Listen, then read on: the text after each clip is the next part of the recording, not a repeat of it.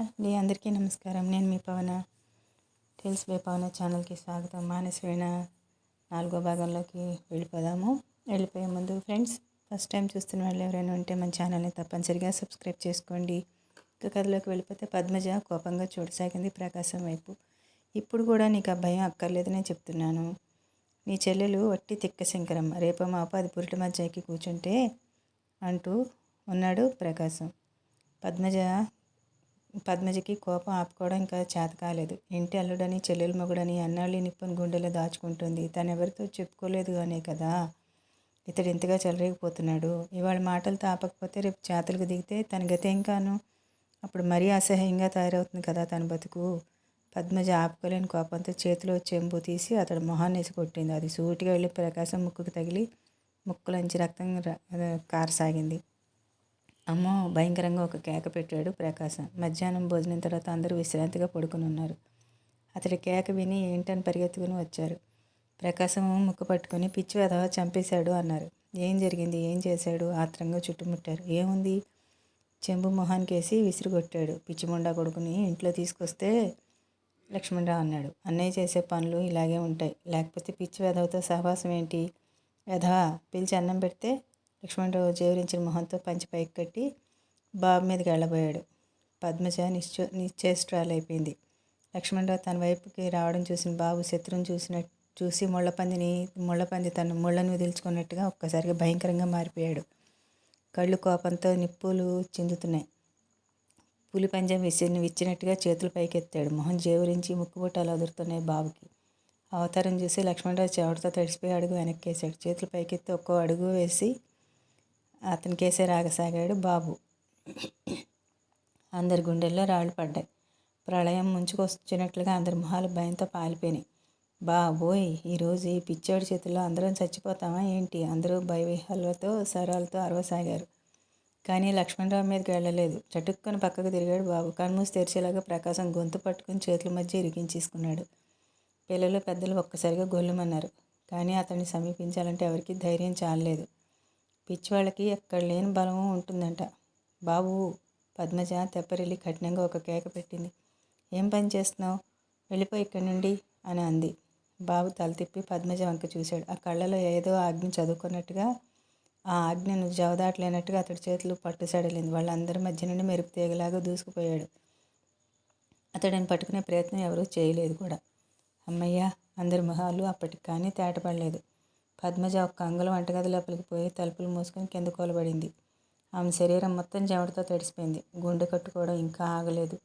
అనుకోకుండా ఎటువంటి సంఘటన జరిగింది? తప్పు చేసింది ఒకరైతే దోషిగా నిలబడింది మరొకరా? ముక్కు పగలగొట్టింది వదినగారని చెప్తే నీ వెధవ పని బయటపడుతుందని కాదు, ప్రకాశం పిచ్చివాడు ఏమి చెప్పలేడని కాదు.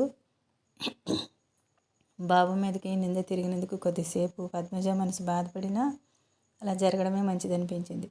ప్రకాశం నిజస్వరూపం బయటపడితే చెల్లెలు ఎంత బాధపడేదో. నిండు చూలాలు.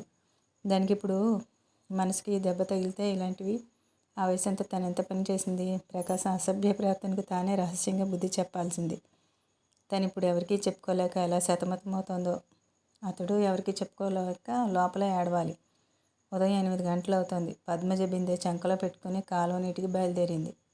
ఊరి పక్క నుండి కృష్ణకాలువ ఒకటి పారుతూ ఉంటుంది. ఊరి వాళ్ళంతా ఈ కాలువ నీళ్లు తీసుకెళ్లాల్సిందే. పద్మజ ఇదివరకైతే తెల్లారక ముందు లేచి కాలువలో స్నానం చేసి అలాగే బిందెతో నీళ్లు తీసుకుని వెళ్ళేది. ఆ మధ్య ఒక పోకిరి కుర్రాడు అల్లరి పెట్టడంతో తెల్లవారుజామున వెళ్ళడం మానుకుని కాస్త పొద్దుకాక వెళ్ళడం మొదలెట్టింది. ఆడ మగ అందరూ నీళ్లు నింపుకునే చోటికి అరఫార్లంగ దూరంలో చెట్లతో కాస్త మరుగున్న చోట పద్మజ స్నానం చేసి నీళ్లు తెచ్చుకోవడం అలవాటు. ఆ అలవాటు ప్రకారం పద్మజ ఆ దిక్కుకే నడిచింది. పద్మజ స్నానానికి దిగే చోట ప్రకాశం కూర్చుని ఉండడం చూసి గబగబా పద్మజ గట్టు మీదే నిలబడింది. ఓ వదిన గారు, మీకోసమే ఈ భక్తుడు ఇంతసేపటి నుండి నిరీక్షిస్తున్నాడు. ఛీ, సిగ్గులేదు? మగాడు కాదు, ముక్కు పగిలిన తెలివి రాలేదా? జేవరించిన ముఖంతో అంది పద్మజ. అష్టభోగాలతో శ్రీభోగం కూడా ఒకటని చెప్పారు పెద్దలు. కార్యసాధన పురుష లక్షణం. ఇలాంటి వాటిలో సిగ్గెందుకు వదినా? నువ్వింత నీచుడు అని, దుర్మార్గుడు అని తెలిస్తే కల్లా కపటాలు కానీ నా చెల్లెలు తన మగుడు ఆదర్శ పురుషుడని నమ్మి అది ఊరిపోసుకు చస్తుంది. అది ఏనాటికి ఇటువంటి మోసం సహించదు. వెర్రివంగళమ్మ అదంటేనే నాకు అసహ్యం. విధి లేక దాంతో సంసారం చేస్తున్నాను కానీ భర్తను ఎలా సుఖపెట్టాలో తెలియని దానికి తెలియదు. మొద్దు కర్మగొద్దీ దొరికింది. తన సంసారం గురించి, తన భర్త అందచందాల అభిరుచుల గురించి, సంసారంలో ప్రతి చిన్న విషయాన్ని తన్మయంతో చెప్పుకునే రమ్య ఎంత మోసపోతుంది. వీడిని తలుచుకుని రమ్య పట్ల పద్మజ మనసు బాధతో కరుణతో నిండిపోయింది.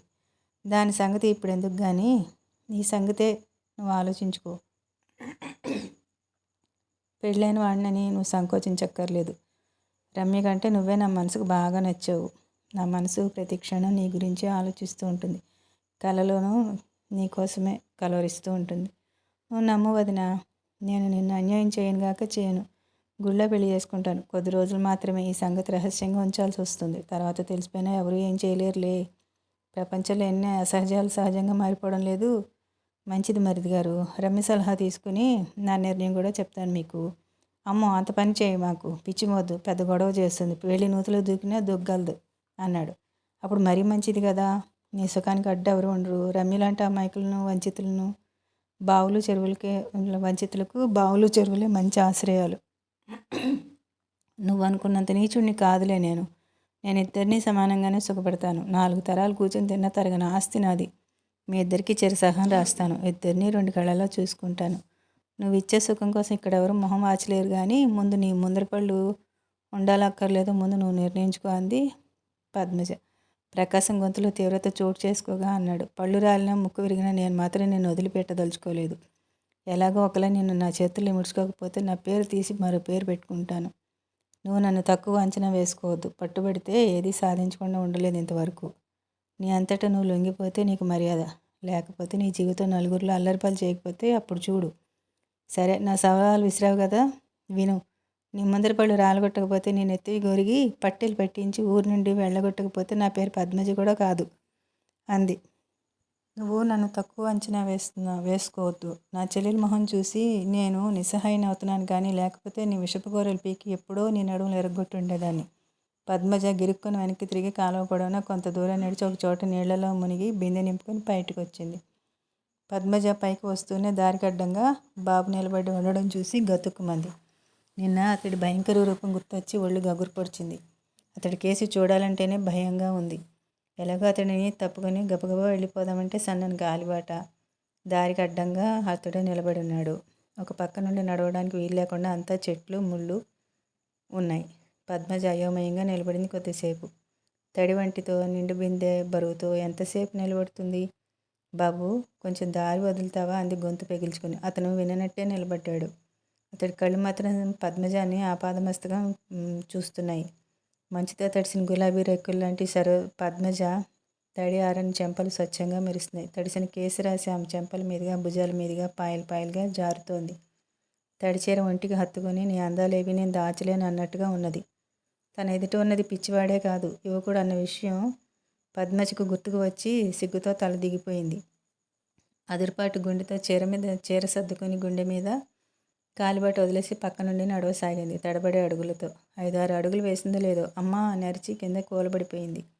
బిందె వదిలేసి మెరుపులా సమీపించాడు బాబు.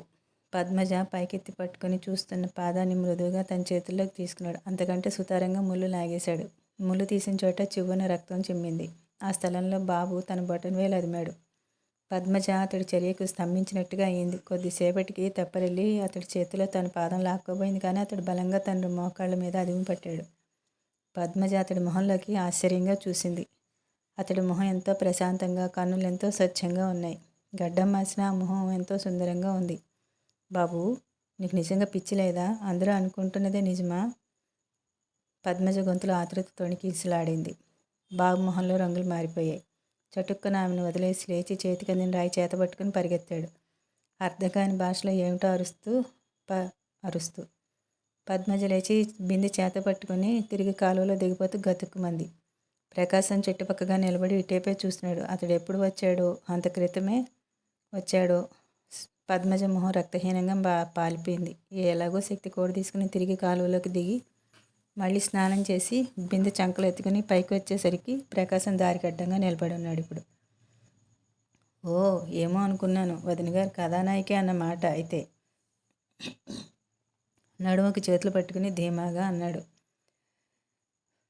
అదిరే పెదవులతో మొహం పక్కకు తిప్పుకుంది పద్మజ. ఎన్నాళ్ళ నుండి సాగుతోంది భాగవతం? వాడెవడు? పిచ్చివాడుగా నాటకం ఆడడానికి కారణం ఏంటి? పద్మజకు ఒళ్ళు మండిపోయింది. ఆ ప్రశ్నలన్నీ అడగడానికి నువ్వెవడివి? తీవ్ర స్వరంతో అనింది. మీ ఇంటి అల్లుడిని, మీ ఇంటి పరువు నిలబెట్టవలసిన వాడిని. మా ఇంటి పరువు నిలబెట్టవలసిన అవసరం నీకేం లేదు కానీ పెద్ద నిలబెట్టక్కర్లేదు. నువ్వు పెద్ద వీరుడు, బయలుదేరవు కానీ దారి వదులు. నువ్వు చెప్పకపోయినంత మాత్రాన వాడెవడో నేను తెలుసుకోలేకపోను. వీడి నాటకం నీ నాటకం కట్టించకపోను. నీ జుట్టు ఇప్పుడు నా చేతుల్లో ఉందన్న నిజం మర్చిపోకు, గర్వంగా నవ్వుతూ అన్నాడు ప్రకాశం. దారి తొలగి నిలబడి ఇప్పుడు దారి వదిలినా ఇక ముందు వదులుతానని అనుకోవద్దు. ఇల్లు ఎలా చేరిందో పద్మజకి స్పృహలో లేదు. ఒంట్లో చెప్పలేని నీరసం ఆవగించుకుంది. తను చూసిన దృశ్యానికి ఎటువంటి రంగులు పూస్తాడో, ఎటువంటి కథలు అల్లుతాడో కదా ఈ ప్రకాశం గాడు.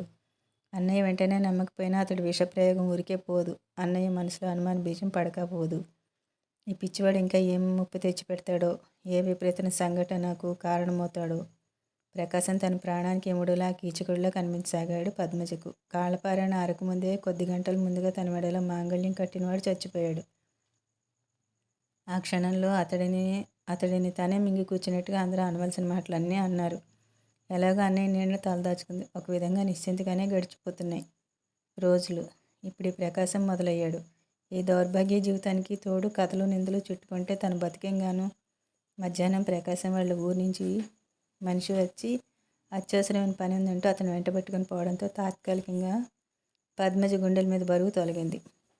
ఫ్రెండ్స్, కథ ఎలా ఉంది? నచ్చిందా? నచ్చిందంటే లైక్ చేయండి, తప్పనిసరిగా కామెంట్ చేయండి, మీ అభిప్రాయాన్ని తెలియజేయండి. Thank you for watching. Bye.